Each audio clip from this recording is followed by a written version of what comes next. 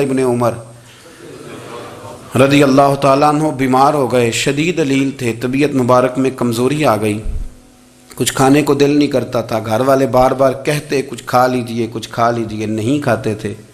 بالآخر حضرت نافع آپ کے غلام تھے، ان سے کہنے لگے کہیں سے مچھلی مل جائے نا تھوڑی سی تو میں کھاؤں گا۔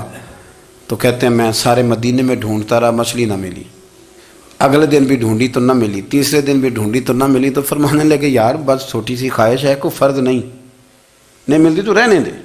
کہتے ہیں چوتھے دن مچھلی مل گئی، میں 1.5 دینار کی مچھلی لا کے حضرت عبداللہ ابن عمر رضی اللہ تعالیٰ عنہ کے سامنے جو مچھلی رکھی تو آپ نے لقمہ روٹی کا توڑا تھا، مچھلی کو لگانے لگے کہ دروازے پہ فقیر نے آ کے آواز دی کچھ کھانے کو دو۔ تو حضرت عبداللہ ابن عمر نے روک لیا اور ہنسے۔ کئی دفعہ دے ہم بھی دیتے ہیں پر ہمارا چہرہ دیکھنے والا ہوتا ہے، اتنے ہم غصے میں ہوتے ہیں، دے دیتے ہیں، لیکن جو کھلوٹیں ہوتی ہیں نا چہرے والی وہ گنی نہیں جاتی۔ ہنسے، فرمایا دیکھو میرا اللہ کتنا کریم ہے، وہ مجھے بچانا چاہتا ہے، اٹھا بار دیا جا کے۔ تو خادم اب حکم کا پابند تھا، وہ لیت اللہ تو کر نہیں سکتا تھا، وہ گیا اور جا کے دے آیا۔ فقیر جب سارے محلے سے آٹا اکٹھا کر لیتے ہیں تو پھر ایک جگہ جا کے بیچتے بھی ہیں۔ دے آیا، وہ 2 گلیاں آگے گزرا تو میں پیچھے دوڑا گیا، میں نے کہا سچ بتا کھانی ہے کہ بیچنی ہے؟ وہ کہنے لگا جو بھی سبب لگ جائے کر جاؤں گا، آپ نے دے جو دی ہے۔ تو کہتا ہے میں نے اسے کہا کہ یہ 1.5 دینار کی میں نے خریدی تھی، اگر تو 2 دینار کی مجھے بیچ دے تو آج کل مچھلی مدینے میں مل نہیں رہی، تو میں اپنے آقا کو دے دوں گا، وہ یہی کھائیں گے، بیمار ہیں۔ تو کہنے لگا جی بسم اللہ، مجھے کیا اعتراض ہے، 2 دینار مل رہے ہیں، 1.5 کی مچھلی، اور 1.5 کی بھی کسی نے نہیں خریدنی تھی، اب تو پک گئی۔ فرماتے میں نے 2 دینار اس کو تھمائے، وہ مچھلی اس سے خریدی اور خرید کر کے میں لا کے حضرت عبداللہ ابن عمر کے سامنے دوبارہ رکھی۔ تو فرمایا یہ کیسے آ گئی؟ میں نے کہا حضور 1.5 کی خریدی تھی اور پھر فقیر کو دے دی، اب اسی سے میں 2 دینار کی خرید کے لایا ہوں، آپ قبول فرمائیں۔ تو فرمانے لگے تم نے اچھا نہیں کیا، اب اس طرح کرو 2 دینار بھی اسے دے اور مچھلی بھی واپس دے آؤ۔ عرض کی حضور کیوں؟ فرمایا تم نے قرآن نہیں پڑھا؟ حضور پڑھا ہے۔ فرمایا رب فرماتا ہے لن تنالوا البر حتی تنفقوا مما تحبون، تم بھلائی کو اس وقت پہنچو گے جب اپنی پیاری چیز راہ خدا میں خرچ کرو گے۔ امام غزالی نے لکھا ہے، فرمانے لگے دیا، تو وہ حضرت نافع کہتے ہیں میں دینے گیا، دے کے واپس آیا تو کچھ پریشان تھا کیونکہ مجھے بھی 4 دن ہو گئے تھے نا تلاش کرتے، تھوڑی طبیعت میں مایوسی تھی کہ اتنی محنت سے میں نے لایا اور آپ نے واپس کر دی۔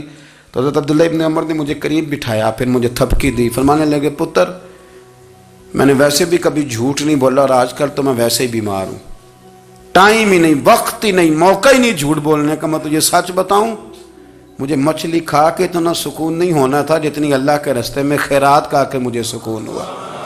تو تجھے تو میری راحت سے غرض ہے نا کہ مجھے راحت کیسے ہوتی ہے، تو مجھے سکون ملا ہے راہ خدا میں دے، میں نفسانی خواہش پوری کر لیتا تو یہ میرا نفس کل پھر مجھ سے مچھلی مانگتا، پرسوں کہتا نہیں چھوٹے گوشت کی یخنی بھی چاہیے۔ ہم لوگ الجھ گئے ہیں، بہت بڑے قیدی ہیں اپنے آپ کے، بڑے قیدی ہیں، سارا دن اپنی خواہشات کی تکمیل میں بھاگے رہتے ہیں، بڑے بڑے سونے نوجوان۔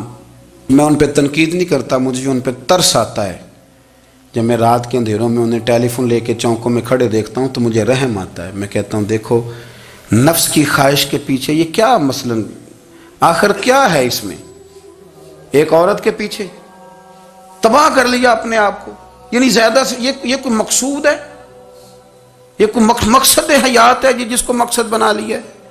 میرے عزیز بات کو سمجھ لیں، اتنا خوبصورت آدمی ہے اور اتنا اس کا اونچا قد کاٹ ہے، اور کیا کس کے پیچھے یہ بھاگا ہوا ہے؟ بڑا سمجھدار، دانشور، عقل مند آدمی، ذی روح بندہ، لیکن اس کا سٹیٹس آپ یہ ملاحظہ کریں کہ وہ 20-40 ہزار کی خاطر جھوٹ بولتا ہے، دھوکہ دیتا ہے، فریب اور فراڈ کرتا ہے۔ ہم اپنی نفسانی خواہشات کے پیچھے اس طرح بھاگتے ہیں کہ ہم اصل سے رہ جاتے ہیں۔ میری باتوں کی سمجھ آ رہی ہے آپ حضرات؟ تھوڑا تھوڑا کر کے ایک ایک کر کے ان کی باتیں کم مانیں۔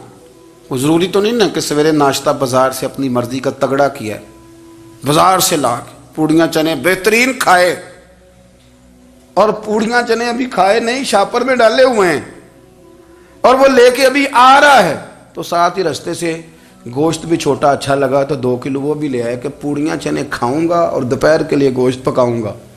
وہ پہلے یہ تو کھا لے صاحب, اس سے تو نجات پا لے. یہ پتہ نہیں ہضم ہوتا ہے کہ کچھ اور کرتا ہے تیرے ساتھ, لیکن وہ گوشت بھی ساتھ لے آیا.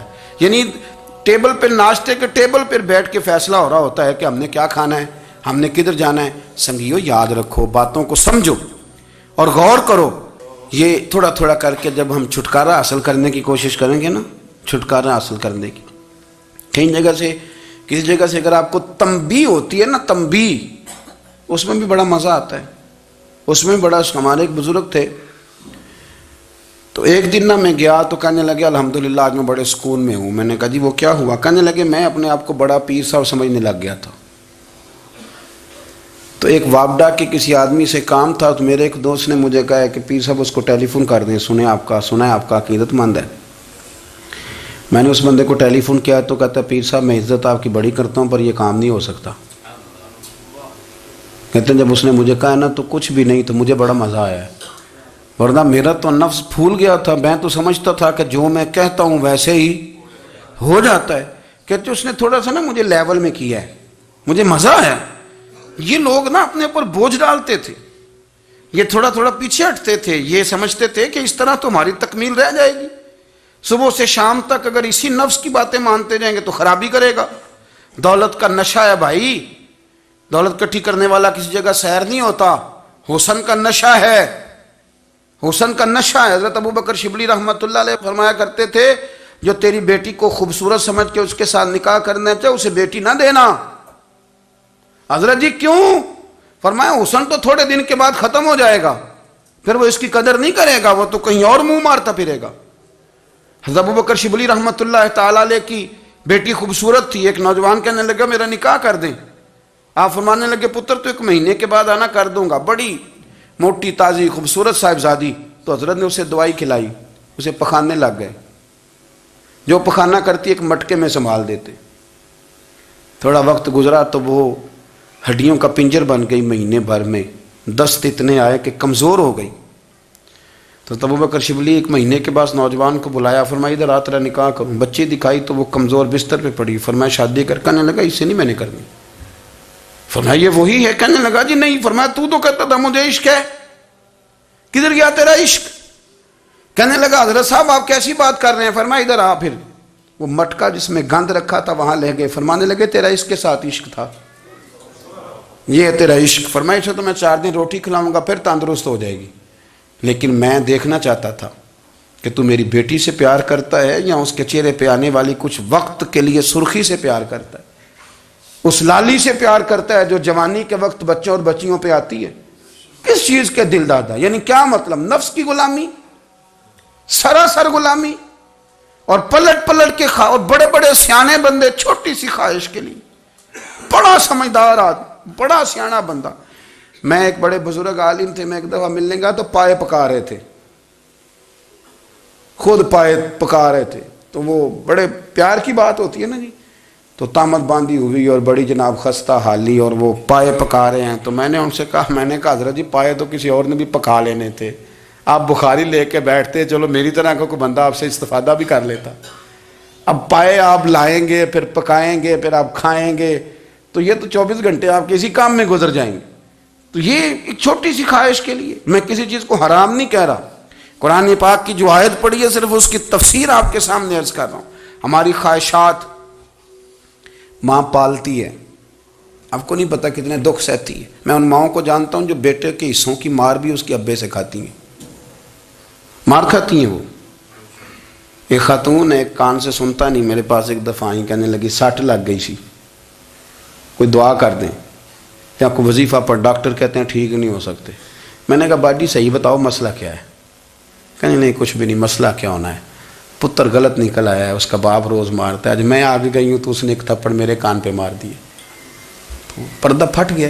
مائیں مار کھاتی ہیں, لیکن وہ پتر جس کو بڑی محنت سے پالا ہے وہ جوان ہوتا ہے تو اماں سے کہتا ہے تجھے چھوڑ دینا ہے, پر جس لڑکی سے میرا ٹیلی فون پہ رابطہ ہے اسے نہیں میں نے چھوڑنا, وہ نہیں چھوڑ سکتی. ہر شے کچل جاتا ہے وہ. اماں کبھی لیٹ کے رات کو سوچتی ہے کہ یہ تو میری کل کمائی تھی, میں تو آج بھی اس کے حصے کے تھپڑ اپنی گالوں پہ برداشت کر رہی ہوں، تو یہ کدھر گیا؟ اردشیر نام کا بادشاہ تھا، حضرت محدث ابن الجوزی آج سے کچھ 700 سال پہلے لکھتے ہیں۔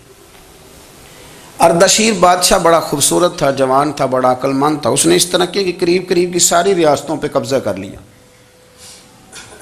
بڑا عقل مند زیرک تھا، قبضہ ہو گیا۔